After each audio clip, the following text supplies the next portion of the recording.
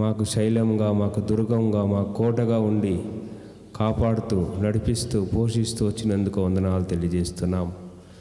దేవా, ఇప్పుడు నీ శరీరంలో, రక్తంలో పాలు పొందుతుండగా ప్రభా, యోగ్య రీతిలో పాలు పొందడానికి కృప దయచేయండి. నువ్వు పరిశుద్ధుడు కనుక మేము కూడా పరిశుద్ధంగా పాలు పొందాలని నీ వాక్యం సెలవిచ్చినావు.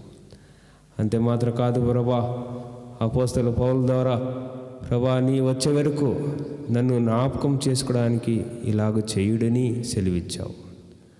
దేవా, నేను జ్ఞాపకం చేసుకునే విధానంలో ప్రభా మేము బలలో పాలు పొంద కృప దయచేయండి.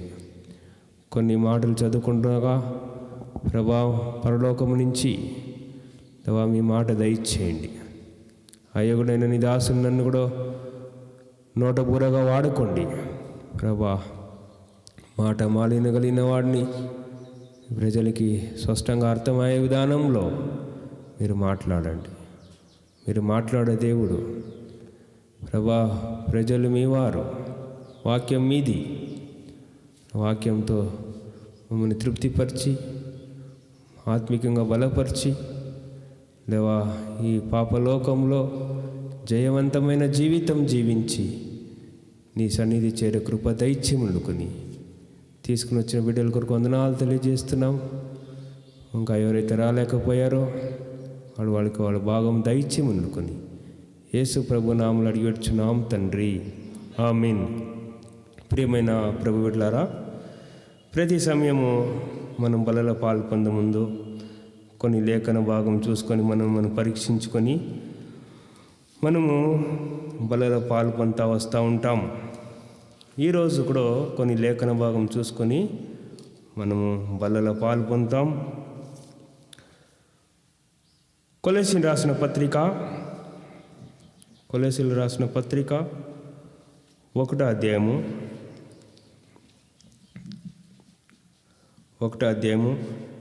27వ వచనము.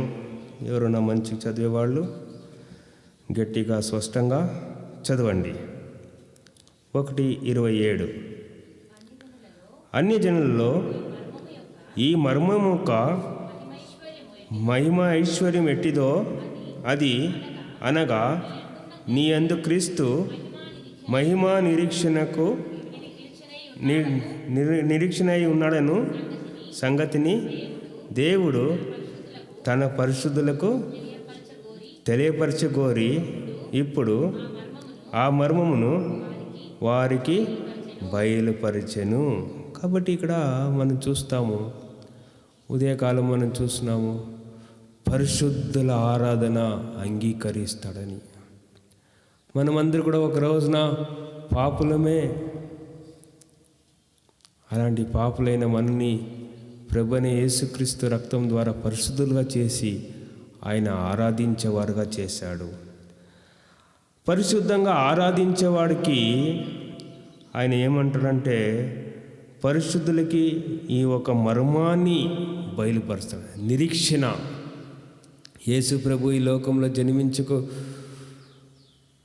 వరకు నిరీక్షణ అనేది లేదు. ఆయన జన్మం ద్వారా మనకి ఈ గొప్ప నిరీక్షణ పరిశుద్ధులకి బయలుపరచబడింది. అందుకే ఇక్కడ మనం చూస్తాము, దేవుడు తన పరిశుద్ధులకు తెలియపరచగోరి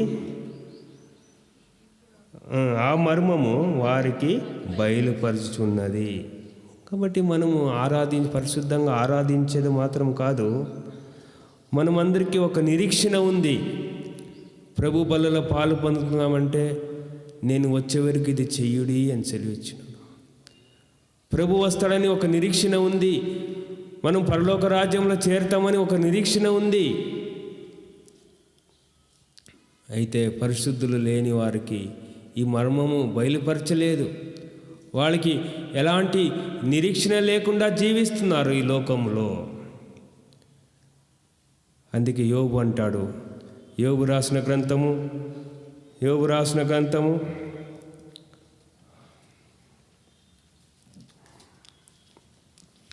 అధ్యాయము 6వ వచనము. 7:6. యోబు రాసిన గ్రంథము 7వ అధ్యాయం 6వ వచనం. నా దినములో నేతగాని నాడికంటను వడిగా గతించుచున్నవి, నిరీక్షణ లేక అవి క్షయమైపోచున్నది. కాబట్టి నిరీక్షణ లేక అవి క్షయమైపోచున్నవి. కాబట్టి నిరీక్షణ లేదు. ఎంతమంది లోకంలో నిరీక్షణ లేకుండా జీవిస్తున్నారు. అయితే దేవుని పిల్లలకి గొప్ప నిరీక్షణ ఉంది. అది పరిశుద్ధులకు మాత్రమే అది బయలుపరచబడింది. అందుకే ప్రతి బల్లలో పాలు పొందే సమయములని దేవుడు పరిశుద్ధుడు కనుక పరిశుద్ధంగా పాలు పొందాలా, పరిశుద్ధంగా బల్లలో చేయి వేయాలా అని పదే పదే దేవుని మాట వింటూ ఉంటాము. ఇక్కడ మానవులందరూ కూడా క్షయమైపోతున్నాడు. నిరీక్షణ లేకుండా ఏమవుతుందో ఏం జరుగుతుందో రేపు అని నిరీక్షణ లేదు. అలాంటి వారు ప్రియులరా, అదే యోబు రాసిన గ్రంథంలో మనం చూసేదైతే 15వ అధ్యాయము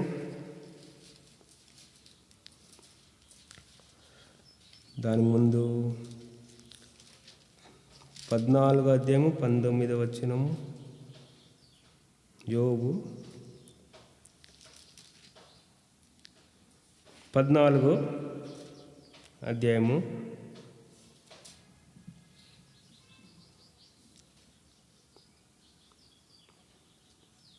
13వ వచనము.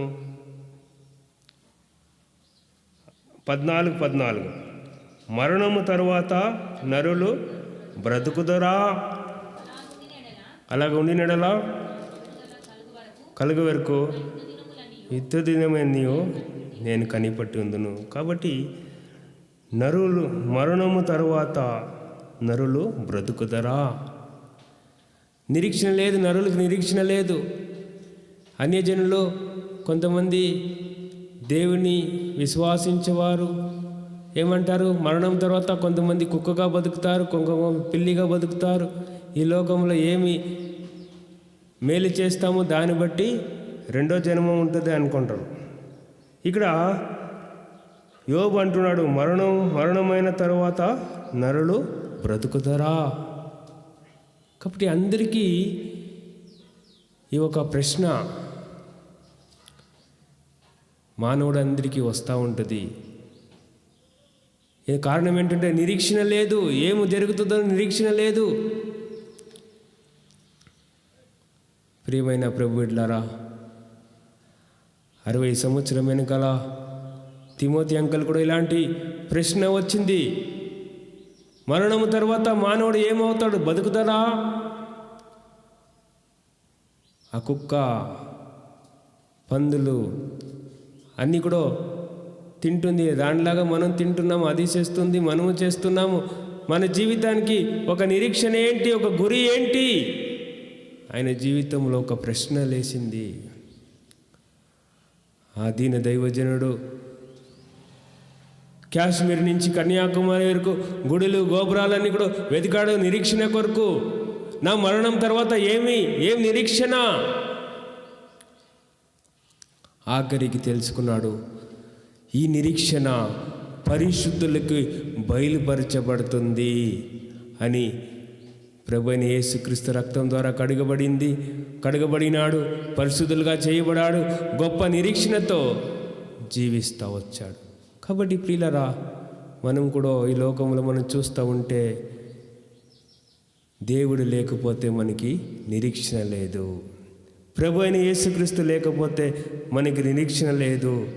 కొలెసీలో 1:27 మనం చదివిన ప్రకారంగా ఆయన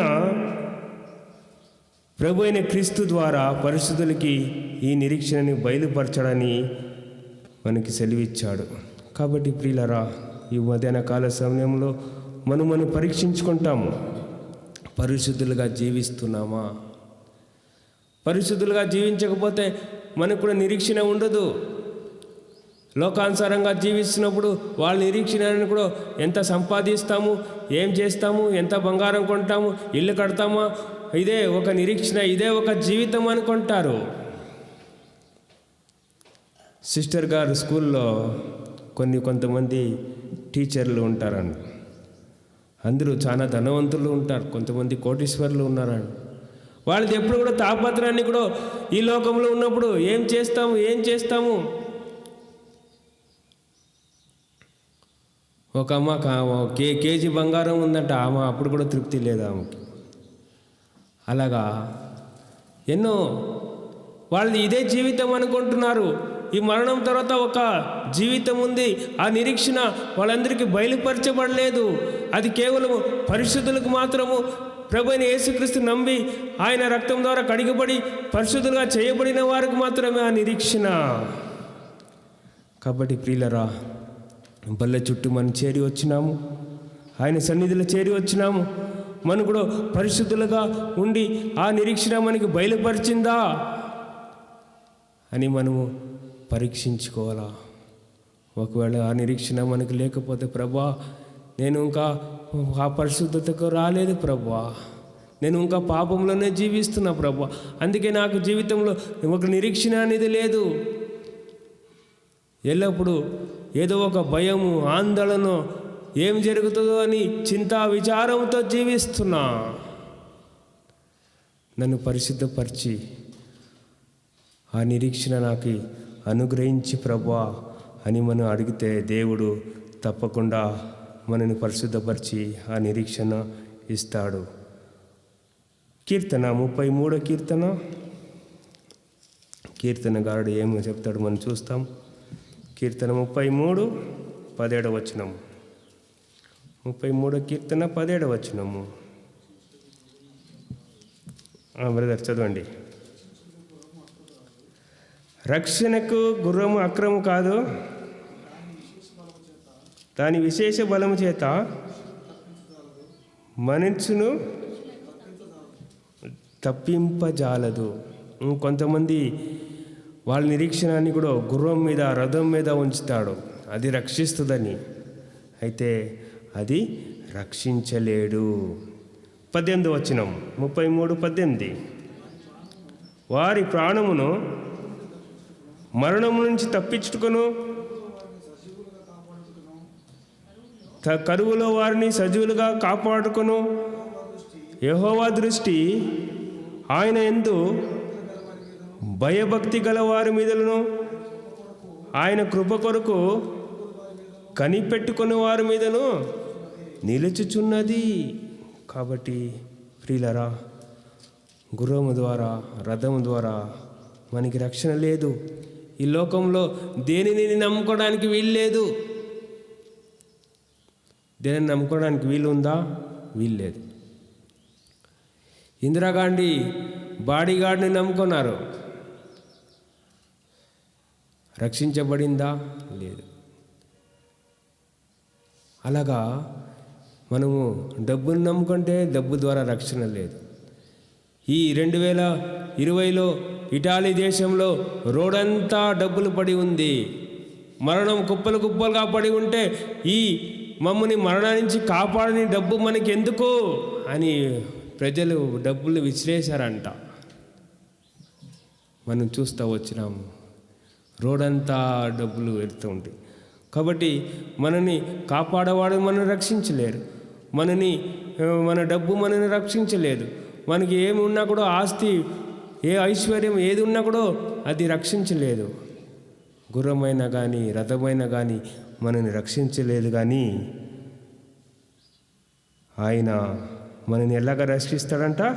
కరువులో, చదవండి, వారి ప్రాణమును మరణము నుండి తప్పించుటకును, కరువులో వారిని సజీవులుగా కాపాడుటకును యెహోవా దృష్టి ఆయన యందు భయభక్తి గల వారి మీదను, ఆయన కృప కొరకు కనిపెట్టుకునే వారి మీదను నిలిచి ఉన్నది.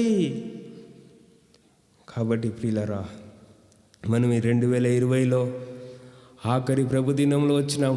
2020 ఎంతో భయంకరమైన పరిస్థితిని మనం చూస్తున్నాం. మరణము, కరువు, ఎంతోమంది మరణించినారు. ఎన్నో కరువు, వ్యాపారం ఆగిపోయింది, ఆర్థికంగా అనేకులు నష్టపోయారు. ప్రపంచమంతా కూడా ఆయన మీద నిరీక్షణ కలిగిన వారికి దేవుడు ఏం చేస్తాడంట? దేవుడే కాపాడుతూ వచ్చిన వారిని మరణం నుండి కరువులలో వారిని సజీవులుగా కాపాడుటకును యెహోవా దృష్టి ఆయన యందు భయభక్తి కలిగి వారి మీద ఉండును. కాబట్టి మన మీద అందరూ, ఆయనకి ఎవరెవరు భయభక్తి కలిగి ఉన్నారో వాళ్ళందరి మీద యెహోవా దృష్టి ఉంచినాడు. అంతే మాత్రం కాదు, యెహోవా ఆయన కృప కొరకు కనిపెట్టుకొని వారి మీదను నిలుచును. ఆయన కొరకు కనిపెట్టుకునే వారి కొరకు నిరీక్షించిన వారి మీద దేవుడు ఈ కృపని ఉంచినాడని మనం చూస్తున్నాం. కాబట్టి ఇప్పుడన్నా మనం పరీక్షించుకుంటాము. ఈ సంవత్సరం ఆఖరిలో వచ్చినాము. ఎన్నోసారి ఆయన కృప కొరకు కనిపెట్టకపోయినాము. ఎన్నోసారి మనం ఇష్టానుసారంగా జీవిస్తూ వచ్చినాము. ఎన్నోసారి మనని పరిశుద్ధులుగా జీవించలేకపోతూ వచ్చినాము. ఆయనను దేవుడు మనని కాపాడుతూ వచ్చినాడు. మరణం నుంచి, కరువుల నుంచి మనని కాపాడుతూ వచ్చినాడు. ప్రభువా, ఎంతమందికి ఈ ఒక కృప లేకపోయింది. అయితే నాకు ఆ కృపనిచ్చినావు. మరణం నుంచి కాపాడుతూ వచ్చినావు, కరువుల నుంచి కాపాడుతూ వచ్చినావు. నేను నిన్ను నిరీక్షించినప్పుడు, నీ కృప కనిపెట్టకుండా ఉన్నప్పుడు, నేను ప్రభువా పాపంలో జీవిస్తున్నప్పుడు నన్ను కాపాడుతూ వచ్చిన ప్రభువా, ఈరోజు నుంచి నేను పరిశుద్ధులుగా జీవిస్తా, నీ కొరకు నిరీక్షణ కలిగి జీవిస్తా ప్రభువా అని ఆయన కొరకు నిరీక్షణ కలిగి మనం జీవించినప్పుడు దేవుడు మనల్ని దీవిస్తాడు, ఆశీర్వదిస్తాడు. ఇంకొక వచనం చూస్తాము. 31వ అధ్యాయము, కీర్తన 31:24. 31వ అధ్యాయం 24వ వచనం. యెహోవా కొరకు కనిపెట్టుకుని వారులారా, మీరందరూ మనుషుల ధైర్యం వహించి నిబ్రముగా ఉండుడి. కాబట్టి యెహోవా కొరకు కనిపెట్టుకొనుచున్నారా, ధైర్యం వహించి, ఆయన కొరకు నిరీక్షణ కొరకు నిరీక్షించి కనిపెట్టుకుంటూ ఉంటే గొప్ప ధైర్యము, ఎన్నలేని ధైర్యము దేవుడు మనకు అనుగ్రహిస్తాడు. నిరీక్షణ ఇస్తాడు, ధైర్యం ఇస్తాడు. ధైర్యం వహించి కనిపెట్టడానికి అలాంటి హృదయం ఇస్తాడు. అందుకే ఇక్కడ ఈ కీర్తనగాడు ఈ విధంగా సెలవిస్తున్నాడు. యెహోవా కొరకు కనిపెట్టువారులారా, మీరందరూ మనసును ధైర్యము వహించి నిబ్రముగా ఉండుడి. ఎవరు చెప్తారండి ధైర్యంగా నిబ్రంగా ఉంచేది? ఎవరు? మానవ జీవితం అంతా కూడా భయము, ఆందోళనతో జీవిస్తున్నారు.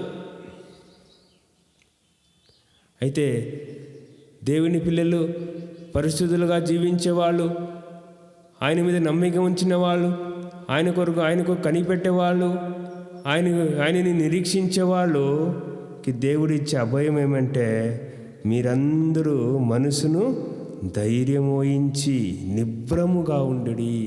కాబట్టి వచ్చే సంవత్సరం ఏముందో మనకు తెలీదు.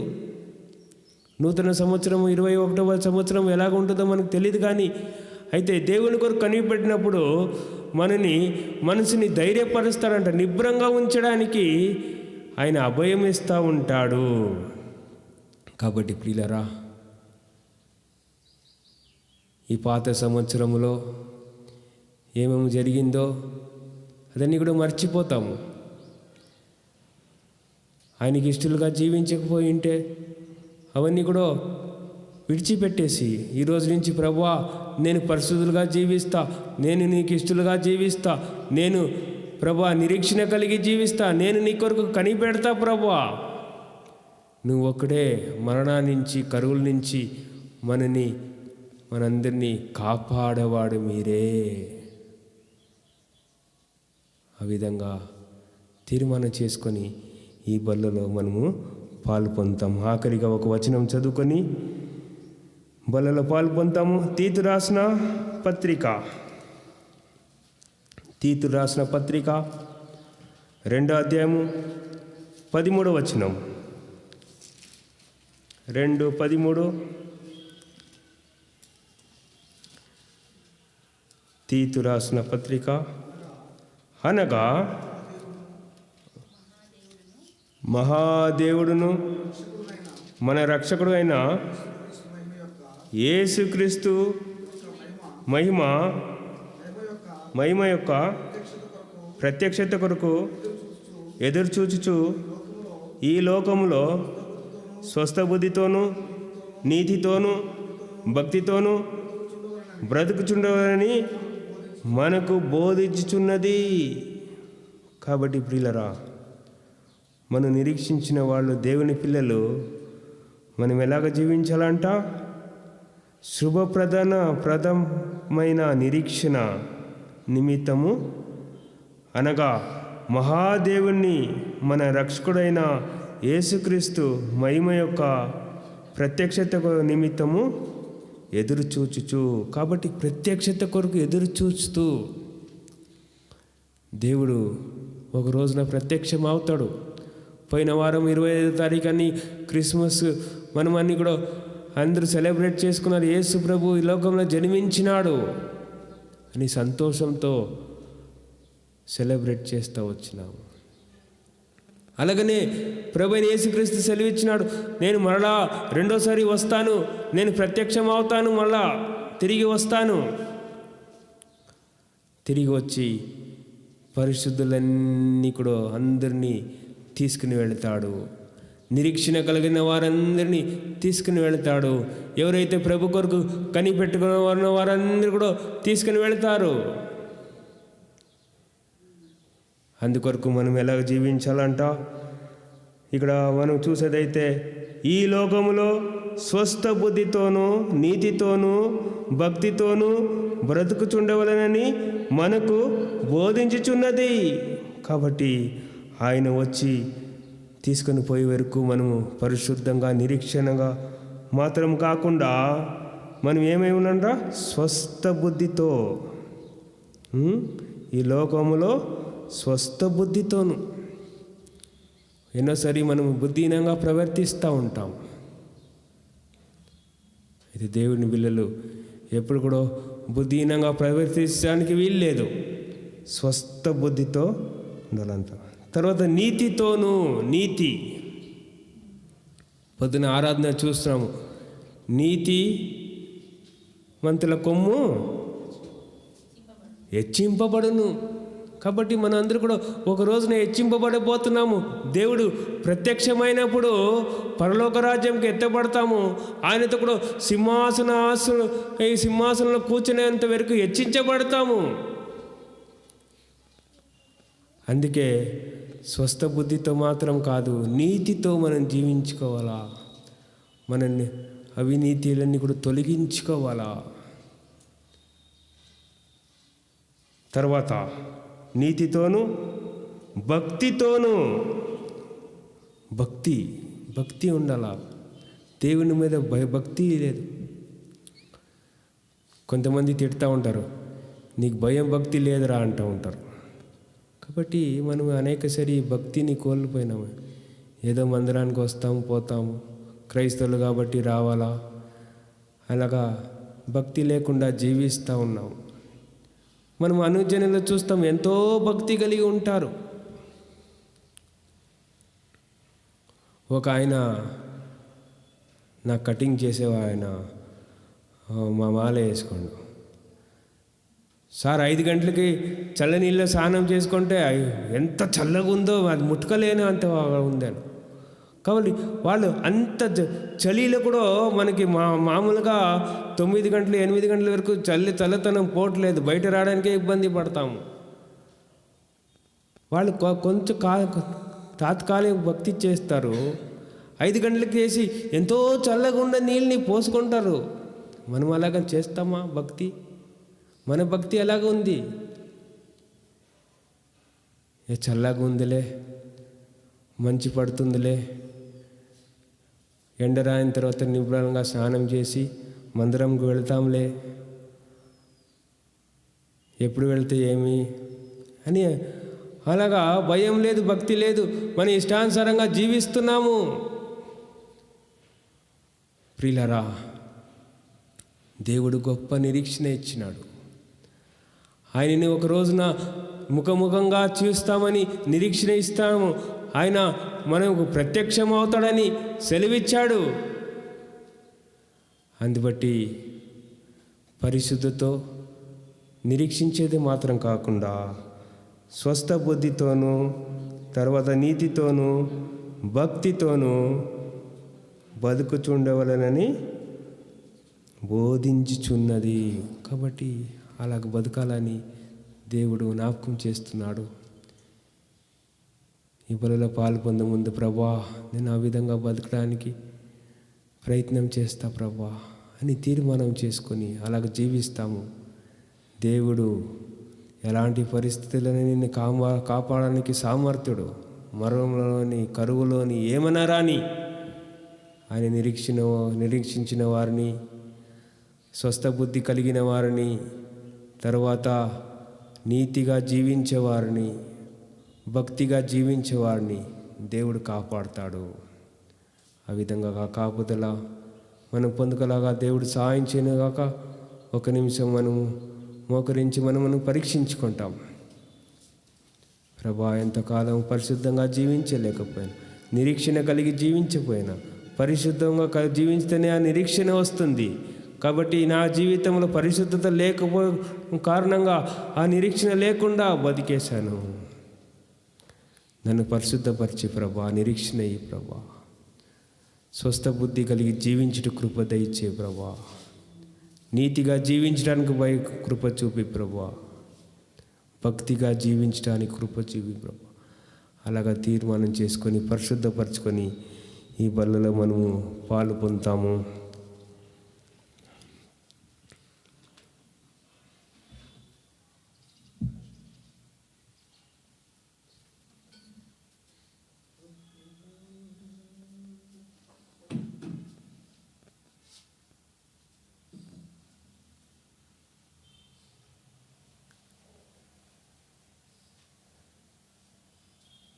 ఈ సంవత్సరంలో